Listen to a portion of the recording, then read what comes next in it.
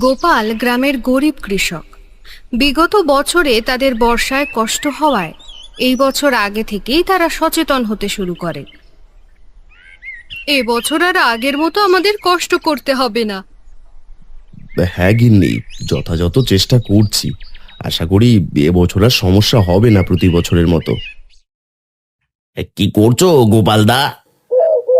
কি আর করব, কখন বর্ষা শুরু হয় তা তো ঠিক নেই, সেজন্য আগেভাগে ঘর মেরামত করছি। আজকাল যে গরম পড়েছে, মনে হচ্ছে না বর্ষা হবে বলে। আসলে আসুক, না আসলে তো আরো ভালো। তুমি শুধু শুধুই টাকা নষ্ট করছো। তোর আর আমাকে জ্ঞান দিতে হবে না, তুই তোর কাজে যা, আমি যা করছি ভেবেই করছি।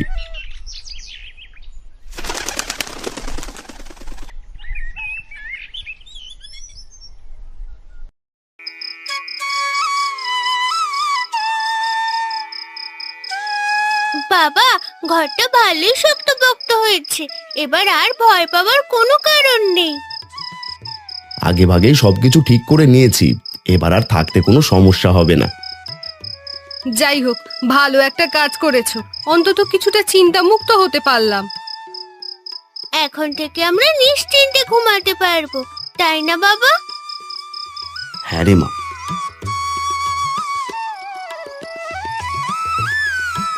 নবীন গোপালের ছোট ভাই।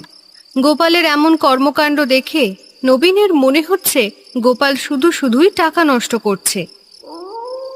দাদা মনে হচ্ছে এই বছর একদম পাগল হয়ে গেছে। ঠিক কথাই বলেছো, না হলে দাদা তো এমন বোকামি করতো না। তা যা করার করুক, আমার সমস্যা কোথায়? না না, এসব নিয়ে আমাদের মাথা ঘামানোর দরকার নেই, আমরা আমাদের কাজ করি, কি বলো? ঠিক আছে, তাহলে তাই হবে।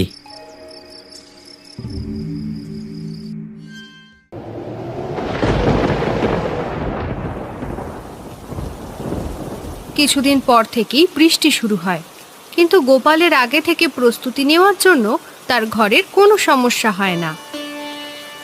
দেখলে তো, ঝড় বৃষ্টি শুরু হয়ে গেল, কিন্তু আমাদের কোনো সমস্যা হবে না। বাবা, আমার অনেক ভালো লাগছে। এবার আর বর্ষায় আমাদের কষ্ট করতে হবে না। তোদের কষ্টের কথা ভেবেই আমি আগে ভাগে সতর্ক হয়ে সবকিছু ঠিক করে নিয়েছি।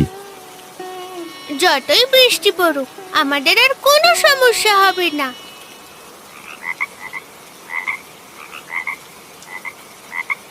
ঘরটা তোমার আগেই মেরামত করা উচিত ছিল। যে গরম পড়েছিল,